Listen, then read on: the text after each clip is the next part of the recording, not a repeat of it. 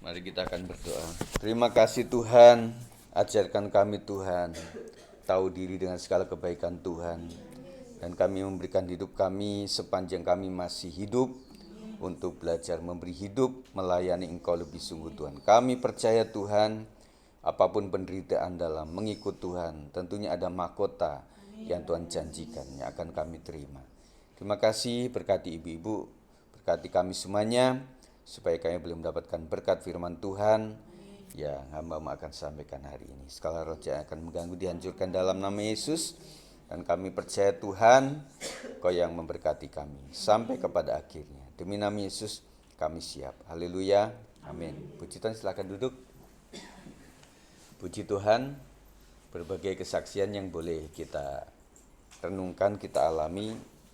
Dan memang benar kita selalu doa kemana-mana itu untuk anak-anak kita juga. Dan kami juga punya anak yang selalu bawa motor. Kami juga berusaha kadang-kadang pakai mobil aja lah gitu ya. Tapi dia mau itu kalau pas hujan deras. Kalau nggak mau, kalau tidak hujan dia nggak mau. Karena dia tahu kan beberapa kali naik mobil. Kemudian dibanding sama naik motor itu beda, ya. Jadi kalau naik mobil itu nggak bisa kemana-mana. Tapi kalau naik motor kan bisa kemana-mana dan berhenti di mana juga bisa gitu ya. Puji Tuhan, Nah, Bu Herma sudah bersaksi tentang anaknya Richard ini. Dan memang seperti itu, ketika kita nggak tahu keadaannya, memang kita lebih takut. Tapi kalau sudah tahu ya sudahlah. Meskipun banyak luka-luka ya. Berarti Bang Richard berapa kali jatuh, Bu? 3 kali ya. Iya. Iya. Ya namanya laki-laki ya. Apalagi dia mungkin ya kalau dia suka taekwondo mungkin berdarah panas juga. Kalau orang nggak ini bisa nyelip gitu loh. Ya, ya sudahlah kita doakan saja.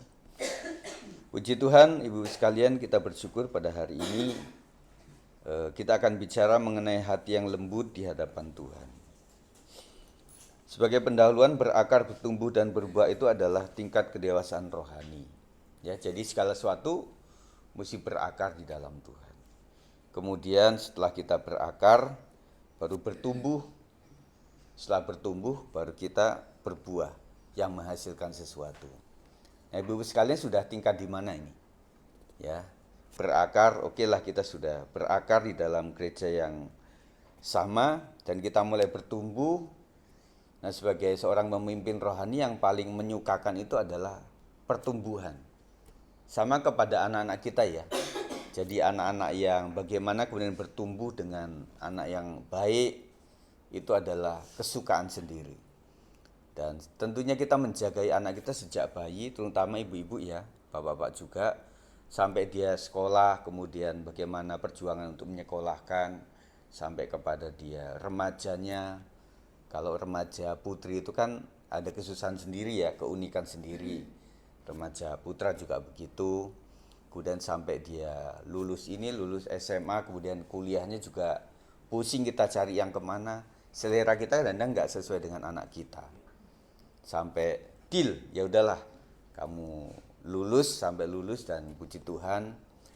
Waktu dia mulai dekat sama temennya, kita mulai agak curiga-curiga, kita mengarahkanlah kemana yang baik.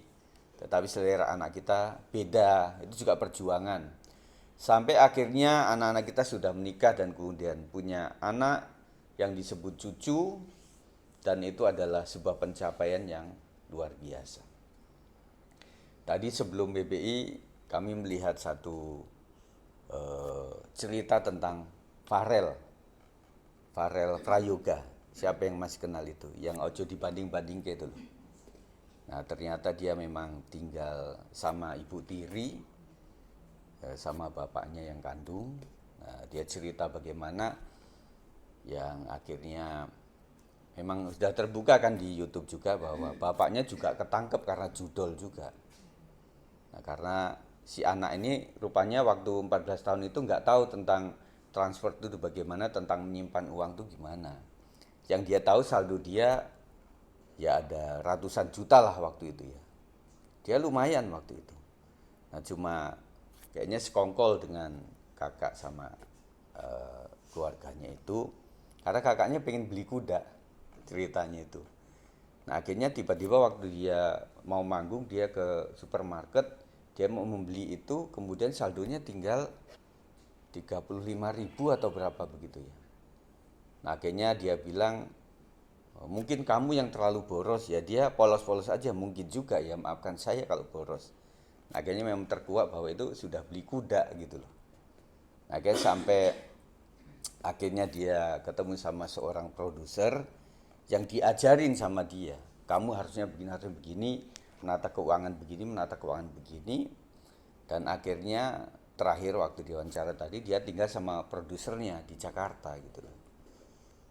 Dan katanya, apakah ibu kandung kamu ada di Makassar sana gitu ya. Waktu kejadian itu, dan akhirnya ya sekarang sudah pinter tapi sudah habis uangnya. Nah, waktu diwawancara sama seorang host itu, uang kamu berapa sekarang? 10.000. Dari yang ratusan juta jadi 10.000 gitu ya. Jadi dia bergumul waktu itu ya. Nah, kita melihat bagaimana perkembangan anak ini yang luar biasa, tetapi dia tegar. Ya, dia tegar, dan kisahnya seperti itulah ya. Jadi di balik kemewahan seseorang, kita nggak tahu jalan hidup sesungguhnya gitu loh. Nah, kita juga begitulah. Nah, kita ini kan sama-sama tahu ya. Tetapi endingnya itu yang indah nanti, bisa untuk cerita gitu loh. Iya kan? Jadi cerita tentang bagaimana pertolongan Tuhan itu kan saat kita menghadapi yang nggak baik ya. Kalau everything is okay, kita ngomong yang baik, ya pastilah semuanya bisa. Tetapi ketika seseorang sudah berdoa, kemudian sudah mendoakan dan kemudian terjadi seperti itu, ya yang pertama kita ingat bahwa kita harus hati-hati. Sudah jatuh 3 kali, jangan sampai yang keempat kali begitu ya. Dan kemudian yang kita tahu bahwa tidak ada sesuatu yang di luar penglihatan Tuhan atau izin Tuhan. Yang kedua yang kita koreksi. Jangan sampai mengulangi hal yang sama begitu ya. Nah, jadi sampai orang berakar dan bertumbuh dan kemudian sampai dia mau melayani pekerjaan Tuhan, itu luar biasa ya. Makanya saya terus minta kepada jemaat supaya mulai membuka hatinya untuk belajar melayani pekerjaan Tuhan di tempat ini, dan saya percaya itu adalah sebuah tingkat kedewasaan rohani. Kalau orang biasa melayani terus kemudian nggak melayani pasti nggak enak, betul ya Ibu ya. Tapi kalau dia memang sudah nggak melayani udah lama dan nggak melayani biasa aja gitu loh. Kalau orang sudah pernah melayani dan kemudian nggak melayani nggak betah, ya seperti itu. Jadi sampai kita membuahkan sesuatu yang rohani, itu sebagai tanda kedewasaan rohani. Faktor yang mempengaruhi hal itu adalah faktor eksternal, yaitu belajar dari apapun atau siapapun, tetapi catatannya tidak mesti jadi seperti orang lain. Nah, kita terlalu banyak lah ibu-ibu sekalian, ya puji Tuhannya ibu-ibu setia yang tidak dikasih kesempatan untuk bisa menikmati sana sini gitu deh. Kalau kami kadang-kadang diundang kemana atau menghadiri apa itu juga emangnya nggak iri Pak Sigit, yo iri sekali lah. Tetapi kan ya inilah kita gitu loh. Inilah kita, keadaan kita. Sound system kita juga kayak begini gitu ya. Jadi belajar menikmati seperti itu. Kalau melihat yang lain ya keren-keren lah. Kemarin ada pertemuan di GBI Rocks itu ya kita melihatnya enak. Istriku bilang mic-nya juga keren gitu loh, bagus. Tetapi mic-nya kan juga mahal gitu ya. Dan alat-alat media begitu luar biasa. Tetapi maksud saya adalah lakukanlah seperti yang Tuhan percayakan saja. Itu nggak usah jadi seperti orang lain. Ya puji Tuhan kalau kita bisa sama ya. Tetapi kan nggak selalu dikasih seperti itu. Justru dengan apa yang ada ini kita berikan semaksimal mungkin untuk Tuhan. Itu yang paling baik. Kemudian secara internal. Kalau secara internal ya seperti inilah. Kita mengembangkan dari yang ada. Yang kita punya aja lah. Yang kita miliki apa. Kita kembangkan. Itu faktor internal dalam hidup kita. Dan saya percaya yang lebih permanen, awet itu yang dari internal kita. Amin ibu-ibu. Jadi kalau dari yang lain itu tergantung sama mereka. Betul nggak? Misalnya kita memang betul-betul bergairah apa-apa karena temennya banyak misalnya gitu ya. Kita bisa bareng begitu ya. Kita semangat. Tetapi lebih menjamin ini ketika dia seorang diri tetapi tetap semangat. Itu yang murni. Betul nggak ibu-ibu? Nah saya percaya ibu-ibu sekalian, biar semakin kesini kita tidak tergantung sama orang lainnya. Tetapi diriku sendirilah kepada Tuhan. Tidak tergantung sama lain. Kita akan baca ibu-ibu sekalian dalam Yesaya 22 ayat 12. 1, 2, 3. Pada waktu itu Tuhan semesta alam memanggil untuk menangis dan meratap, untuk menggundul kepala dan berkain kabung. Tuhan memanggil umatnya untuk menangis dan meratap bukan karena ia ingin kita terus bersedih, melainkan karena ia rindu melihat hati yang lembut dan terbuka untuk bertobat. Jadi menangis itu tandanya banyak ibu sekalian. Yang pertama bahagia, bisa menangis orang. Tetapi yang kedua adalah kejujuran hati bahwa saya menyesal, saya bertobat dengan cara menangis. Dan ada beberapa orang yang mengalami hadirat Tuhan itu nggak tahan dia, nangis saudara. Dan tidak tertutup kemungkinan bahwa para angkatan-angkatan yang polisi atau jenderal atau tentara itu ya, waktu dari persekutuan itu yang cuma bapak-bapak semuanya, dia waktu sama Tuhan all out bisa nangis, tunduk di situ. meskipun di rumah anti menangis, tetapi kalau orang sudah dilawat Tuhan, pasti dia akan menangis gitu ya. Jadi Tuhan tuh suka malahan melihat hati, bukan kita dibuat cengeng atau dibuat menangis, tetapi dengan hati yang seperti itu, artinya orang itu mulai lembut, mulai terbuka dan mulai mau bertobat begitu loh. Karena keindahan di mata Tuhan adalah sebuah pertobatan. Amin ibu sekalian. Jadi Tuhan itu tidak selalu pandang orang ini kepunyaannya apa, kelebihannya apa, tetapi apakah dengan keadaan yang sudah Tuhan izinkan itu, dia mengalami pertobatan, pembaharuan budi sesungguh-sungguhnya kepada Tuhan. Itu yang paling indah di mata Tuhan. Jadi ibu sekalian, saya percaya di rumah secara pribadi pasti ibu juga kadang-kadang menangis ya. Ya bisa mengeluhkan nasib, mengeluhkan suami, mengeluhkan siapapun itu. Tetapi jangan sampai itu cemen begitu ya, enggak. Tetapi itu adalah tanda bahwa aku berserah Tuhan, aku enggak kuat. Dan kita menangis di hadapan Tuhan. Dalam dunia yang serba cepat dan penuh tuntutan maksud saya, seringkali wanita harus kuat sebagai ibu, sebagai istri, sebagai oma ya. Kita harus kuat. Terus kemudian sebagai pekerja atau memilih usaha kita harus kuat menghadapi klien atau pelanggan yang berbagai macam-macam itu. Karena ada rumusan di Indonesia itu. Jadi pembeli itu adalah raja, katanya begitu saudara sekalian. Nah, kita sebagai apa dong? Pelayan itu. Sebagai kacung begitu ya. Nah, artinya apapun ini adalah orang yang bertamu ingin membeli apa-apa, ya udah kita layani aja dengan baik gitu ya. Meskipun ujung-ujungnya dia nggak membeli gitu ya. Ya sudahlah, posisi dia memang harus membeli seperti itu, ya sudah, kita lakukan sajalah. Nggak apa-apa ibu sekalian, meskipun udah tanya ini tanya itu akhirnya nggak beli, ya kita berpikir rezeki nggak kemana lah. Yang penting kita sudah tabur yang baik, pasti suatu saat orang akan kembali ke kita. Gitu, bisa ya. Pokoknya apapun itu kita layani dengan baik. Atau juga sebagai pelayan Tuhan. Tentunya kita memang dituntut banyak hal untuk menjadi berbagai macam. Dan saya rasa 4-5 ini ada di ibu-ibu semua ya. Sebagai istri iya, sebagai ibu iya, sebagai pekerja atau memilih usaha iya, ada beberapa, sebagai pelayan Tuhan juga iya gitu ya. Jadi artinya tuntutannya sama lah, kita itu sebagai apa ya itulah yang kita sandang. Nah, kita mulai berpikir saya ini adalah orang Kristen. Waktu kita ada di mana gitu ya, kita berpikir bahwa itu pangkat kita, umat Tuhan gitu loh. Artinya dimanapun kita berada, kita tunjukkan bahwa saya adalah anak Tuhan gitu ya. Dan saya bersyukur teman-teman semuanya di beberapa keluarga yang memang tidak semuanya Kristen. Nah, artinya kita tidak menjauhi mereka. Justru kita mesti berusaha kumpul sama mereka supaya garam dan terang kita tuh nyata gitu loh. Bisa dirasakan sama orang. Nah, kalau kita malah menjauhi mereka, ya kita nggak jadi berkat. Betul nggak? Ya, cuma catatannya kita harus kuat dulu. Kita harus kuat untuk menjadi terang itu.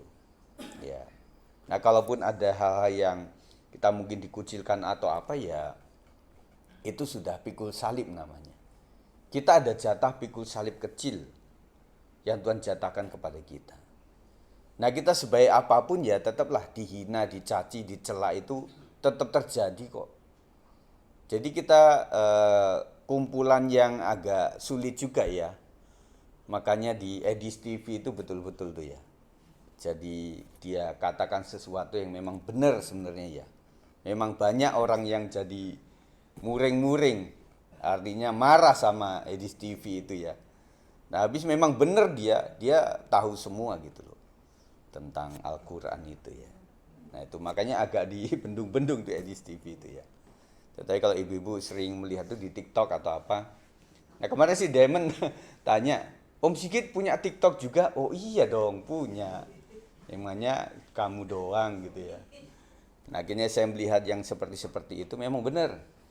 Jadi kita itu dari kata mayor minor aja kita udah kalah. Dari situ udah kalah, gitu ya. Jadi untuk apa? Jadi gini loh.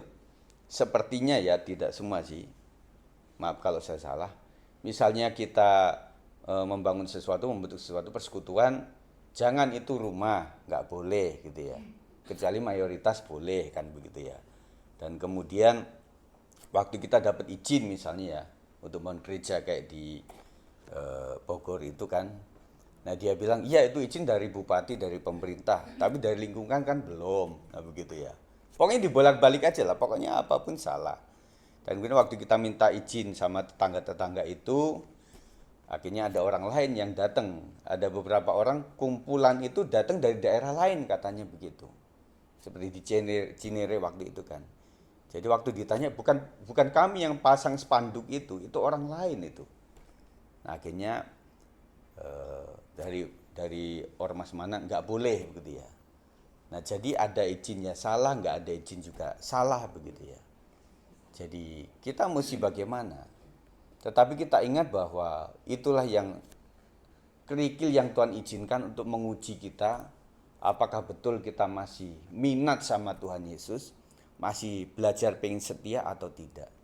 Begitu kita dituntut di situ Ibu sekalian.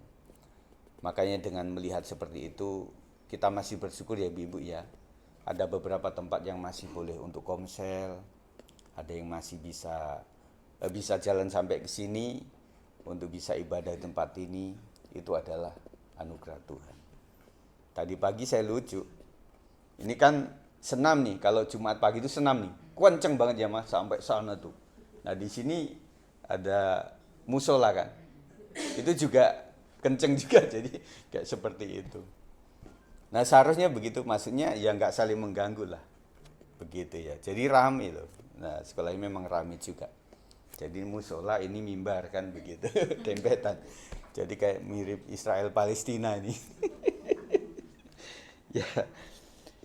Ya, jadi sebagai pekerja atau apapun itu kita dituntut. Tapi kekuatan sejati bukan berarti tidak pernah menangis. Ya, ini seharusnya khotbah untuk bapak-bapak juga ini. Ada bapak-bapak atau suami atau zaman dulu bibi-bibi yang punya suami anti menangis nggak Bi kalau orang tentara itu? Nggak boleh nangis ya? Iya. Tetapi jangan salah, waktu mereka sendiri itu kadang-kadang nangis loh. Karena mereka apalagi kalau sudah menjadi pangkat tinggi dan kemudian biasa memimpin, itu anti menangis. Gitu ya. Tapi kalau secara pribadi ada orang-orang yang kuat itu kan ditanya, oh iya saya memang anti menangis. Kalau saya memang harus menangis, saya ke kamar mandi. Saya menangis di situ ya. Ya udahlah, jangan kegerungan gitu ya. Tapi ada. Jadi seperti saya katakan tadi di awal, bahwa orang-orang segarang apapun kalau Tuhan sudah jamah, dia bisa menangis kok. Ya. Maka Ibu sekalian, bukan berarti mari jemaat kita menangis bersama, enggak begitu. Tetapi kalau ibu-ibu sedang galau dan kemudian membutuhkan Tuhan, menangis sajalah. Jadi karena itu adalah kekuatan sejati. Justru wanita yang memiliki kerendahan hati untuk datang kepada Tuhan dalam tangisan dan penyesalan adalah wanita yang kuat dalam iman. Jadi iman itu Ibu sekalian kayak terbalik gitu loh. Kalau tubuh kita bagus, kayak kadang imannya nggak bagus. Tetapi kadang-kadang sebalik, tidak semua ya. Tetapi kadang-kadang waktu tubuh kita lemah dan jiwa kita meronta-ronta dan kemudian membutuhkan jamahan Tuhan, malah rohaninya jadi baik. Ngerti Ibu ya? Kadang begitu loh. Jadi makanya kita berpikir, saya juga berpikir sebagai gembala, jemaat itu bagusnya apa ya? Semuanya oke dan kemudiannya nggak doa. Nggak datang WBI, nggak datang komsel, atau yang sebaliknya gitu loh. Mereka aktif doa, datang komsel, aktif ikut Zoom gitu loh. Tetapi harus bergumul. Ayo ibu-ibu sekalian. Jadi kadang-kadang saya sebagai gembala sama istriku ini kadang-kadang kayak dokter kami itu. Doanya bagaimana ya? Tapi jangan salut. Saya nggak pernah doakan ibu-ibu sekalian sakit loh, anak-anaknya supaya mengalami kehinaan, supaya mereka bertobat. Enggak. Kita selalu doakan yang baik. Jadi artinya kalau ada sesuatu yang nggak baik, itu izin Tuhan, bukan izin gembala. Betul ya? Jadi jangan salah mengerti. Wah ini Pak Sigit kayak yang doakan kita nih. Kita banyak penyakit kayak gini nih. Enggak. Kita selalu doakan yang terbaik lah. Ya. Tetapi kalau Tuhan izinkan pasti untuk menjadikan ibu-ibu itu semakin kuat. Karena firman Tuhan, tubuh kita kan bicara semakin merosot ini. Bukan melorot ya, merosot. Semakin merosot tubuh kita itu. Tetapi hendaklah tubuh rohani kita yang semakin cantik-cantik begitu ya. Justru wanita yang memiliki kerendahan hati untuk datang kepada Tuhan dalam tangisan dan menyesalan adalah wanita yang kuat dalam iman. Yesaya 22 menunjukkan bahwa umat Israel memilih untuk bersenang-senang dalam dosa ketika seharusnya mereka datang kepada Tuhan dengan pertobatan. Ini menjadi peringatan bagi kita, apakah kita peka terhadap teguran Tuhan. Ya, jadi apapun itu ada Tuhan bicara. Ya, Tuhan bicara tentang sesuatu kepada kita. Karena kita nggak melek-melek rohani nih, akhirnya Tuhan kadang-kadang seperti lempar sama kita. Lempar kerikil kecil gitu. Kita punya masalah, akhirnya ingat Tuhan. Nah, akhirnya kalau nggak ngerti-ngerti juga kadang-kadang kerikil kecil itu diganti sama batu gede gitu. Pek gitu ya. Nah, akhirnya kita mulai jatuh dan kita ingat lagi kepada Tuhan. Ibu-ibu juga susah ya mendoakan pasangan atau anak-anak itu. Bagaimana supaya anak ini atau suami ini bertobat. Kan ada suatu saat seorang ibu yang mengatakan, Pak, memang saya pengen suami saya bertobat. Tapi yang nggak sampai gitu-gitu amat gitu loh. Sampai nggak bisa apa-apa begitu ya. Nah, kembali kepada yang saya ceritakan tentang Farel itu. Farel, waktu kamu melihat bapak kamu ditangkap polisi, kamu sedih nggak? Enggak. Hostnya bingung, kenapa kamu kok nggak sedih? Iya, karena saya tahu ini bapak ini memang orangnya keras, nggak mau ditegur gitu loh. Nah akhirnya si Farel bilang ya dengan ini mungkin bapaknya bertobat gitu loh. Jadi itulah ya bagaimana hati bapak itu terhadap anak-anaknya supaya cepat bertobat dan baik itu kadang-kadang makanya Tuhan bilang ingatlah akan kemurahanku dan juga kekerasanku gitu loh. Jadi kasih murah terus nanti manja, dikerasin terus nanti nggak pede.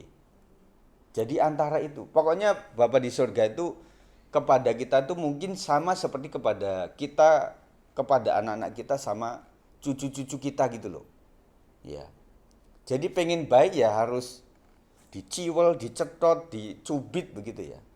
Sampai dia sadar gitu loh. Tega nggak? Loh, kita juga nggak tega gitu loh. Makanya ada seorang ahli bilang, pokoknya hajarlah anakmu itu, buatlah dia itu memang nggak enak hidup di usia anak itu. Supaya betul-betul dia itu menyadari bahwa hidup itu tidak mudah. Karena tidak selamanya orang tua itu mendampingi mereka.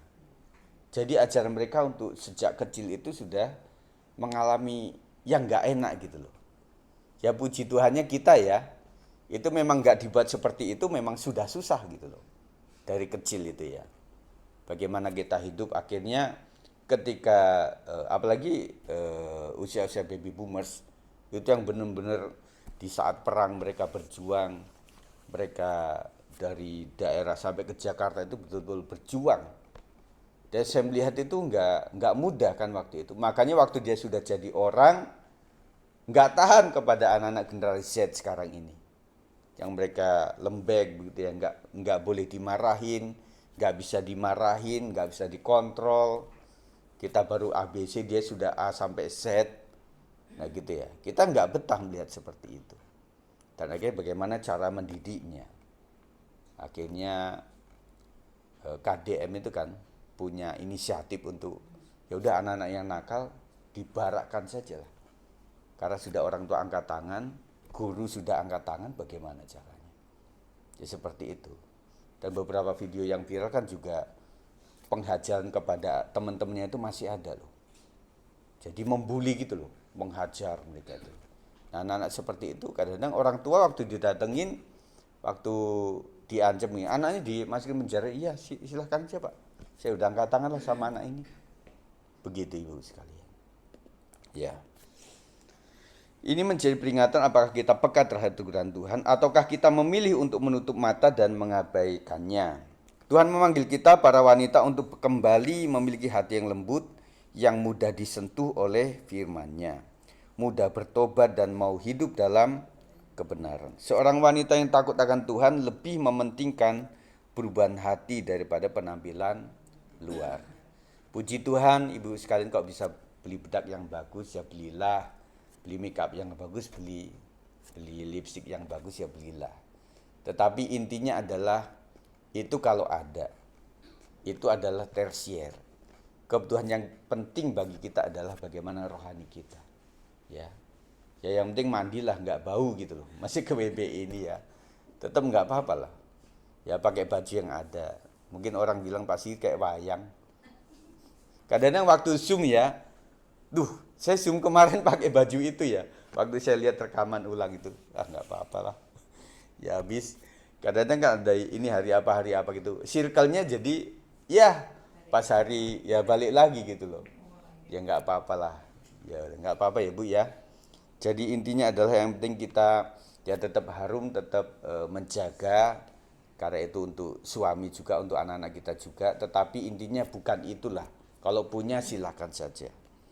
Aplikasi hidup, ambillah waktu pribadi untuk berdoa dan merenung adakah hal-hal yang perlu kita akui di hadapan Tuhan. Nah, Ibu sekalian, saya katakan bahwa pengakuan dosa itu bukanlah menunjukkan kelemahan. Ya. Di kaum pria itu ada sempat slogan mengatakan bahwa keterbukaan adalah awal daripada pemulihan, begitu ya. Meskipun ada beberapa orang yang melakukan itu akhirnya ya jadi bencana dalam keluarganya. Karena dia bukain semua dosa-dosa lama dia, akhirnya ya isi malah jadi nek begitu loh. Ketika melihat suaminya, wah ini setelah pulang dari pria sejati kok apa-apa diakui semuanya gitu ya.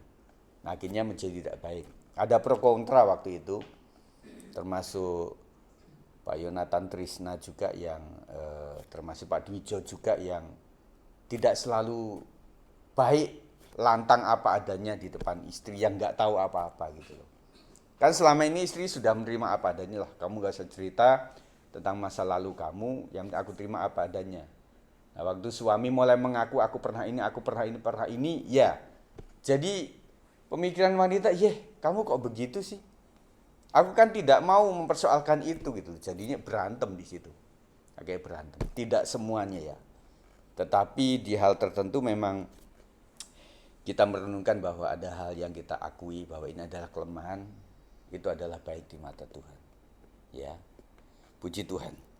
Kemudian jangan malu untuk menangis di hadapan Tuhan. Air mata pertobatan adalah permata di mata Tuhan. Jadi seorang ibu juga mengatakan bahwa kadang tangisan, ratapan itu menjadi sebuah terapi. Ya.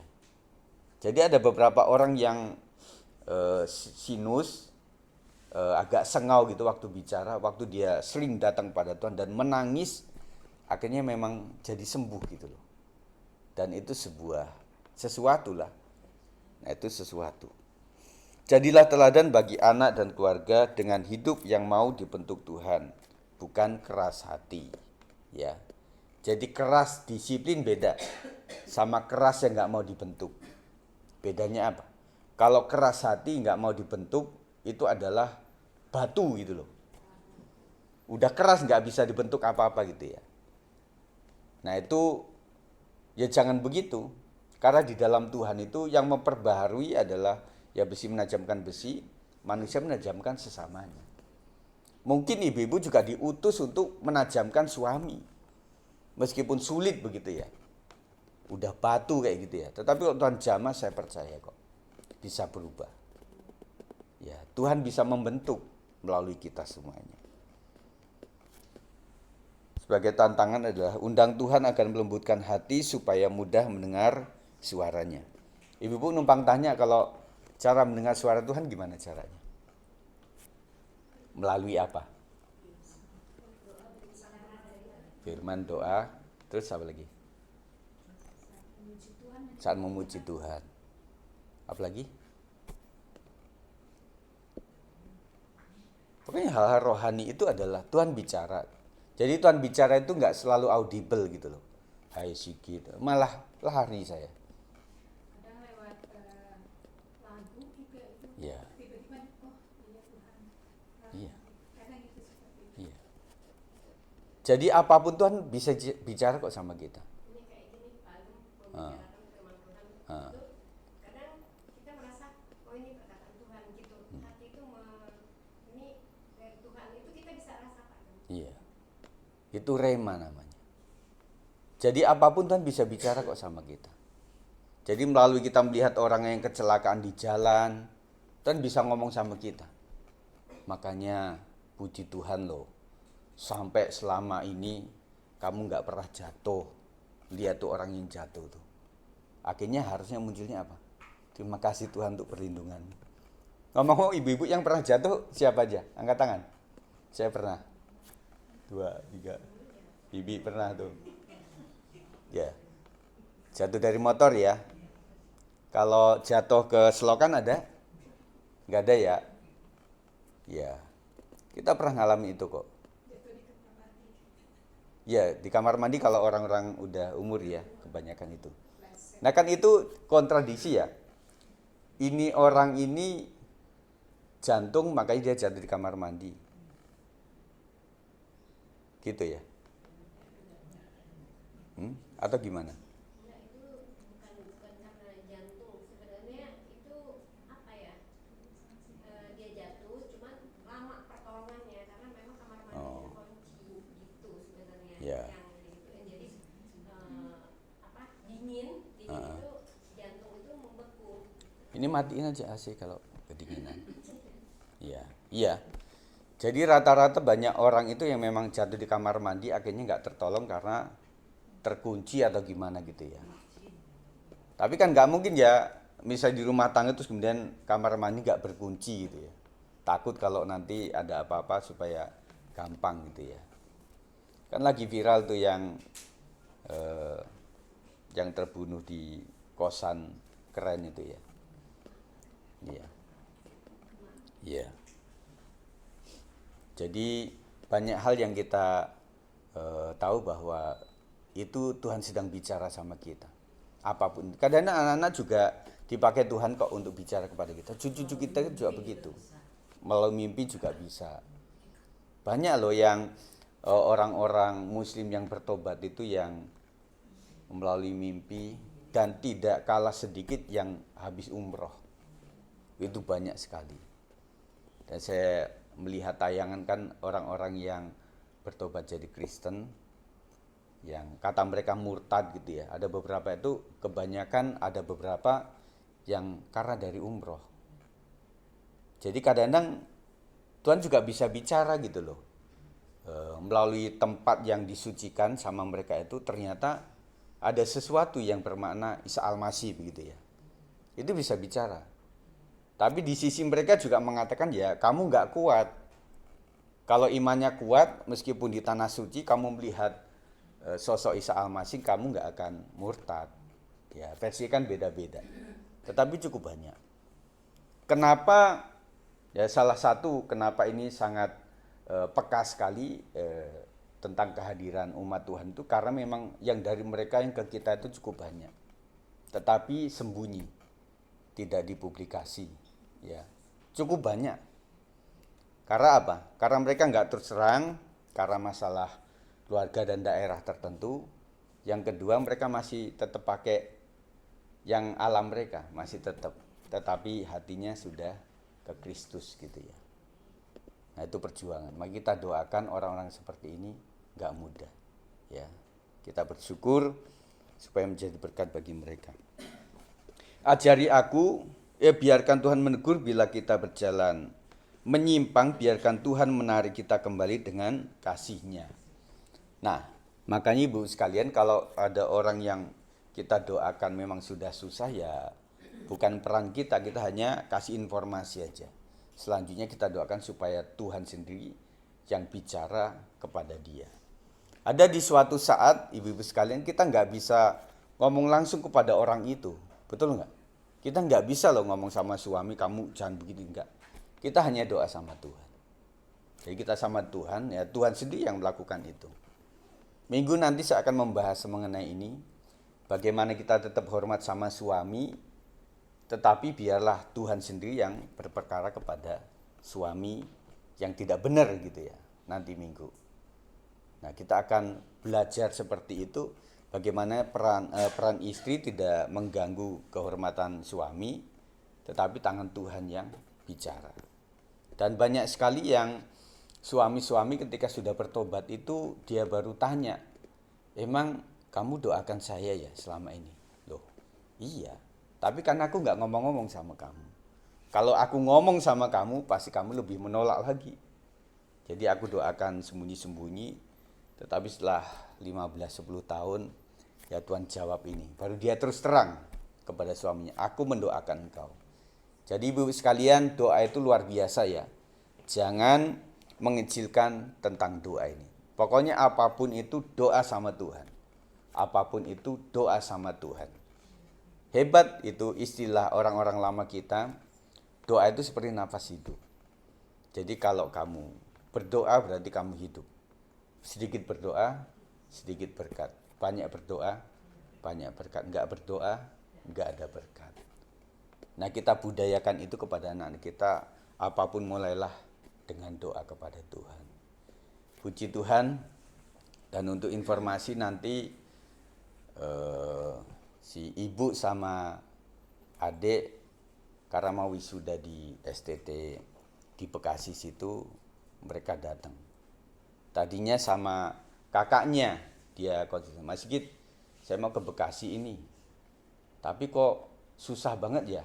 Maksudnya untuk cari penginapan itu mahal gitu, meskipun pakai Red Doors gitu. Oh iya, memang mahal itu. Ya sudahlah, sebelum kamu Bekasi, bawa aja mobilnya ke sini begitu ya. Dan kemudian sampai di sini nginep sebentar, baru kita gladi bersih, dan berikutnya kan hari berikutnya wisuda gitu ya. Nanti boleh pakai mobil saya atau mobil kamu. Cerita awal begitu. Nah, ketika Bapak Ibu mendengar seperti itu, akhirnya ya sudahlah. Akhirnya kamu berdua naik travel aja dari Lampung sampai ke sini gitu ya. Nah, akhirnya beberapa waktu kemudian telepon lagi si ibu, Kit, akhirnya berubah. Karena si Yoyon, Gideon itu dia mengajar, jadi sudah masuk kan. Jadi nggak boleh untuk libur sampai 3 hari apalagi, nggak boleh. Jadi akhirnya ya adikmu sama ibu ini yang datang gitu loh. Kemudian gimana ya cara datangnya itu? Ya nanti Senin paling dari Lampung jam 7 malam naik travel sampai sini jam 7 pagi lah begitu deh. Sampai situ gitu loh. Kemudian pulangnya gimana Kit? Ya terserah ibu gimana. Saya mau jaga-jaga Kit karena di jemaat ada orang perempuan yang sedang sakit. Nah, hal-hal yang sering terjadi kalau kita pergi, hamba Tuhannya itu kadang ada yang dipanggil Tuhan gitu loh. Oh iya saya maklum, ya udah berarti nanti setelah wisuda itu malamnya langsung pergi ke Lampung lagi. Nah kemudian dia bilang, bisa nggak kamu kalau ikut ke Lampung gitu loh. Wah boleh juga lah, 70% kayaknya saya bisa gitu loh. Ya karena kan naik travel gitu, saya pengen tahu juga naik travel tuh sampai sana kan ya dari rumah sampai ke rumah gitu loh, enak gitu loh. Nah saya pengen juga gitu ya. Habis itu ibu telepon lagi, Kit, si ponakanmu ini mau ikut, dia ngerengek-rengek, dia nangis nggak mau sekolah pokoknya kalau nggak mau ikut, kalau nggak diajak gitu. Nah, akhirnya gimana? Ya udah Kit, akhirnya ya sudahlah, kamu ke Lampungnya nanti aja. Akhirnya mereka bertiga mau ke sini. Ya udahlah, saya bilang namanya, seperti saya dulu ya waktu kecil kalau orang dari Lampung denger Jakarta itu kayaknya wah gitu ya. Nah ibu kan sudah bosen ya. Nah mereka pengen gitu loh, namanya anak baru SMP kelas 1 kan, wanita, jadi pengen lihat gitu ya. Sudah begitu ya. Nah akhirnya ya sudah dealnya seperti itu. Nah doakan saja karena memang ya puji Tuhan ya, waktu saya posting itu ya Bu Marta ya. Jadi Bapak ya sudah, baiklah keadaannya. Meskipun kakinya itu sempat patah 2 kali nih, gandunnya melesek gitu, melese gitu loh. Tetapi masih kuat oleh karena anugerah Tuhan.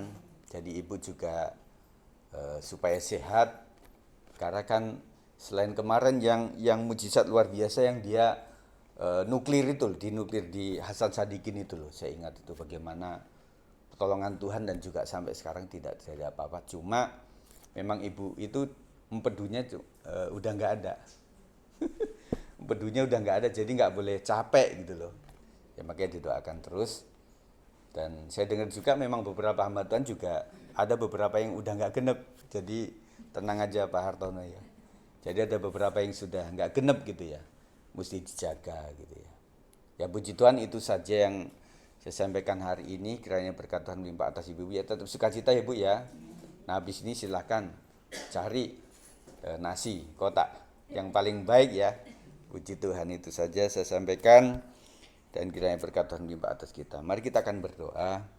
Terima kasih Tuhan, kami ucap syukur pada sore hari ini oleh karena anugerah Tuhan kami ada sebagaimana ada, oleh karena rahmat dan anugerah Tuhan. Seberapapun kami yang ada, bagaimana pengalaman hidup kami, bagaimana Engkau tahu Tuhan, bagaimana kami menjaga suami, anak-anak, cucu, dan kami percaya semua karena doa. Dan kami percaya ketika apa-apa sudah tidak bisa mengubah apa-apa, hanya dengan doa kami percaya. Karena waktu kami berdoa Tuhan, maka kuasa Tuhan turun dari surga untuk mengubah sesuatu. Tidak ada orang yang bisa mengubah hati sesamanya. Tetapi ketika kami mengandalkan Tuhan, Engkau bisa bergerak untuk melakukan segala sesuatu Tuhan. Berkati ibu-ibu ini supaya tetap sehat, tetap aman dalam perlindungan Tuhan, tetap menjadi penyemangat hidup bagi suami dan juga anak-anak, cucu menantu. Dan biarlah WB ini boleh menjadi media yang menjadi berkat bagi kami yang hadir Tuhan. Kemuliaan bagi Tuhan saja, demi nama Yesus kami berdoa. Yang percaya katakan, amin. Puji Tuhan.